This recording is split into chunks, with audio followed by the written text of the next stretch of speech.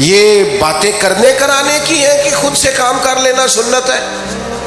آپ نے 2 منٹ لگائے ہیں اور آپ نے کسی پر روب ڈال کے آپ فارغ ہو گئے۔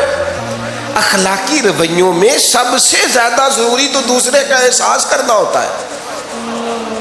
اخلاقی رویوں میں سب سے زیادہ حاجت تو دوسرے کی تکلیف اور شدت کا احساس کرنے کی ہوتی ہے۔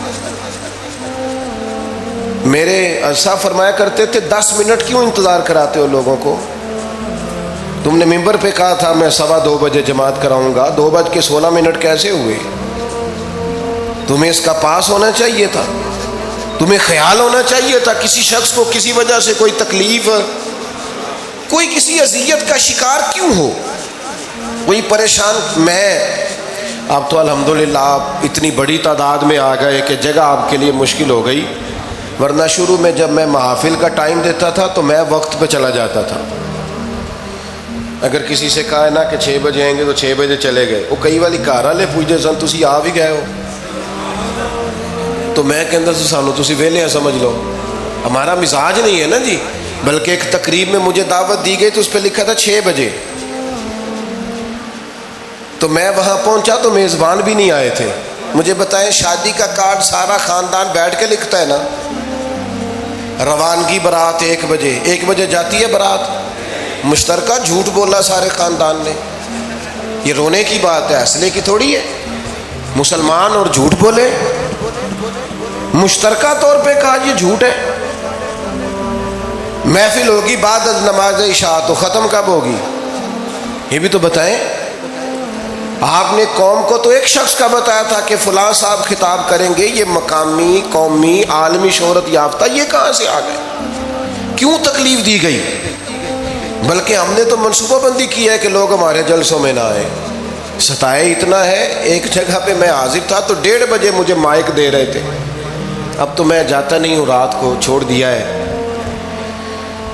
1 بجے رات کو مائک دے رہے ہیں تو نقیب بیچارہ رٹی رٹائی بات کر رہا ہے، کہتا ہے بلا تاخیر۔ میں نے کہا ابھی بھی بلا تاخیر ہے، کر لو تھوڑی تاخیر۔ خدا کے بندو ختم کرو، آدھے گھنٹے میں مسئلے کی سمجھ آ جاتی ہے، ایک پیغام دو، بات ختم ہو گئی۔ اتنا الجھاؤ اور اتنا بات کو کھینچنے کا معنی کیا؟ اپنے رویوں کے اندر۔ میں چلا گیا 6 بجے تو میزبان صاحب بھی نہیں آئے تھے، تو وہ تقریب کب شروع ہوئی؟ 9 بجے۔ تو میں نے ان سے کہا غور سے دیکھ لو کہیں میں تو نہیں الٹا پڑتا رہا، 9 اور میں 6 سمجھتا رہا ہوں۔ یہ چھوڑیں ان چیزوں کو، اپنی زندگی میں آپ نظم پیدا نہیں کریں گے تو کوئی کام کیسے کریں گے؟ حضرت حکیم الامت مفتی احمد یار خان صاحب نعیمی رحمۃ اللہ علیہ، مفتی صاحب رحمۃ اللہ علیہ جب جمعے والے دن الحمدللہ کہتے تھے نا تو پورا 1 بجا ہوتا تھا۔ لوگ گھڑی کو کہتے تھے تو غلط ہو سکتی ہے، پر مفتی صاحب پورے ٹائم پہ الحمدللہ کہتے ہیں۔ بلکہ ان کے بارے میں معروف ہے کہ وہاں ایک ذمہ دار تھا، بھینسوں کا دودھ دھوتے ہیں نا دیہاتی لوگ، تو عصر کی اذان سے 5 منٹ پہلے مفتی صاحب مسجد تشریف لے جاتے۔ یہ اخلاق ہے، یہ آپ کا رویہ ہے، یہ آپ کا انداز ہے۔ عصر کی اذان سے 5 منٹ پہلے جاتے تھے، جا کے وضو بنانا پڑے تو سنت ادا کر کے بر وقت نماز میں شامل ہو جائیں۔ تو مفتی صاحب گزر جاتے تو وہ ذمہ دار اپنے بیٹے سے کہتا کہ اب آپ نا بچے کو چھوڑیں بھینس کے نیچے تاکہ ہم بھینسوں کا دودھ دھوئیں۔ تو ایک دن وہ بیٹا کہنے لگا ابا جی ابھی تو یہ سورج کھڑا ہے، عصر کا ٹائم کہاں ہوا ہے؟ تو وہ کہنے لگا تو چھڑ دے کٹا، مفتی صاحب لنگ گئے نہیں، ٹائم ہو گیا ہے۔ یہ ہمارے بزرگوں نے ہمیں رویے سکھائے۔ آپ نظم والے ہوں، اخلاق والے ہوں، سچائی والے ہوں، دیانتداری والے ہوں، دوسروں کا خیال رکھیں، کسی کو تکلیف نہ ہو ہماری وجہ سے۔ پتہ ہے رسول پاک صلی اللہ علیہ وسلم کی بارگاہ میں آ کے عرض کیا گیا یا رسول اللہ یہ ہمارے امام صاحب بہت لمبی نماز پڑھاتے ہیں، صحیح حدیث میں موجود ہے، نماز ہی پڑھاتے تھے نا، قرآن ہی پڑھتے ہوں گے نا، کتنا اعزاز والا کام ہے۔ یا رسول اللہ یہ بہت لمبی نماز پڑھاتے ہیں۔ اللہ کے محبوب علیہ السلام نے بلا لیا، اور لفظ پتہ کیا ہے؟ حضور فرمانے لگے میں لوگوں کو دین کے قریب کرتا ہوں، آپ دور کرتے ہیں۔ فرمایا جب بھی نماز پڑھائیں معتدل پڑھائیں، اور خود حضور کا عمل کیا ہے؟ حضور فرماتے ہیں جب میں نماز میں کھڑا ہوتا ہوں تو میرا دل کرتا ہے میں لمبی نماز پڑھاؤں، ہمارا جب کسی شے کو دل کرے تو ہم چھوڑتے ہیں.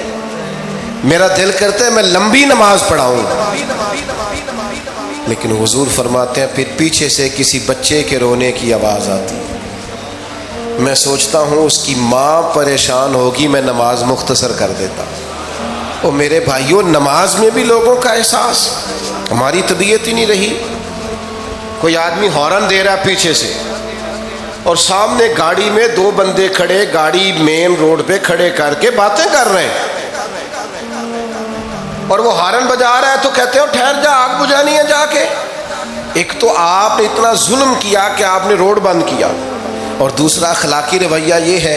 اور میرے بھائی یہ بھی بد اخلاقی ہے کہ آپ اپنا موٹر سائیکل مین روڈ پہ کھڑے کر کے دکان پہ چلے جائیں، لوگوں کو تکلیف میں ڈالیں گے. اسلام اس کی اجازت نہیں دیتا. رستوں کے نشان مٹانے والے کو نبی پاک نے تنبیہ فرمائی. کسی کو تکلیف ہو، اذیت ہو، اور بعض لوگ سمجھتے ہیں کہ میں نے پریشر میں رکھی ہوئی ہے دنیا، ڈرتے ہیں لوگ مجھ سے. جو ڈر کے عزت کرتا ہے وہ خوف کھاتا ہے، اور جو محبت سے تجھے سلوٹ کرتا ہے وہ تیرا احترام کرتا ہے. بعض لوگ کسی کے شر سے بچنے کے لیے بھی اسے سلام کرتے ہیں، وہ عزت نہیں ہوتی، وہ عزت نہیں ہوتی کہ یہ تو رٹا ڈال دے گا. اپنے اخلاقی رویے ہمیں اللہ کے محبوب سے سیکھنے، حضور سے خیرات لینی ہے. اخلاق اسما، ہم نے اپنے آپ کو سمجھنا ہے، ہم نے اپنے مزاجوں میں تبدیلی پیدا کرنی ہے، بالخصوص بزرگوں کے معاملے میں، بڑوں کے معاملے میں. جیسے جیسے انسان ضعیف ہوتا جاتا ہے نا، حساس ہوتا جاتا ہے، اسے باتیں تکلیف دینے لگتی. وہ ایک بوڑھی اماں ایک دفعہ مجھے کہنے لگی کہ آپ میرے بچوں سے کہہ دیں خرچہ پا میں تھوڑا دین کرن، میرے نال بولن صحیح کرن. وہ جب اپنی بیویوں کے سامنے میرے ساتھ تھوڑا والیوم اونچا کر کے بات کرتے ہیں آواز کا، تو مجھے تکلیف ہوتی.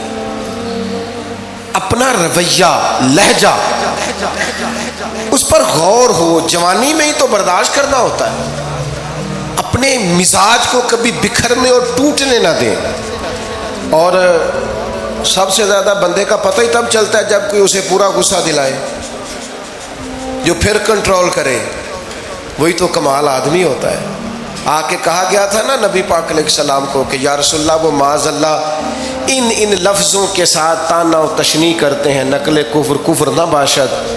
تو حضور فرمانے لگے وہ پتہ نہیں کس کی باتیں کرتے ہیں، مجھے تو اللہ نے محمد بنا کے بھیجا، میں تو محمد ہوں، اور محمد ہوتا ہی وہ ہے جس کی تعریفیں ہوں. تو پتہ نہیں کس کی باتیں کر رہے ہیں، چھوڑو. وہ پتہ نہیں اس کی بات کر رہے ہوں گے جس کا وہ معاذ اللہ نام بگاڑتے ہیں. میرے عزیز، تھوڑا سا برداشت، اور آپ جملوں سے غور کریں، کسی کے لہجے سے غور کریں کہ وہ بندہ کہیں تکلیف میں تو نہیں، آزمائش میں تو نہیں. میں پہلے مختصر تقریر کرنا چاہ رہا تھا، اب آپ لوگوں نے اور مختصر کرا دیا مجھ سے، تو میں بس بات کو سمیٹنے لگا ہوں، آپ غور فرمائیں گے. ایک دن نبی پاک علیہ السلام نے سید عائشہ صدیقہ رضی اللہ تعالیٰ عنہ سے فرمایا. حضور فرمانے لگے عائشہ، جب آپ مجھ سے خوش ہوتی ہیں تب بھی مجھے پتہ چل جاتا ہے، اور جب آپ کے دل میں کوئی بات ہوتی ہے تب بھی پتہ چل جاتا ہے. تو سیدہ پاک عرض کرنے لگی حضور مجھے میری ماں روئے، میں اور آپ سے ناراض. تو کریم فرمانے لگے بتاؤں پھر؟ یا رسول اللہ فرمائیے. حضور فرمانے لگے عائشہ آپ کبھی کبھی قسم اٹھاتی ہیں؟ یا رسول اللہ اٹھاتی ہوں.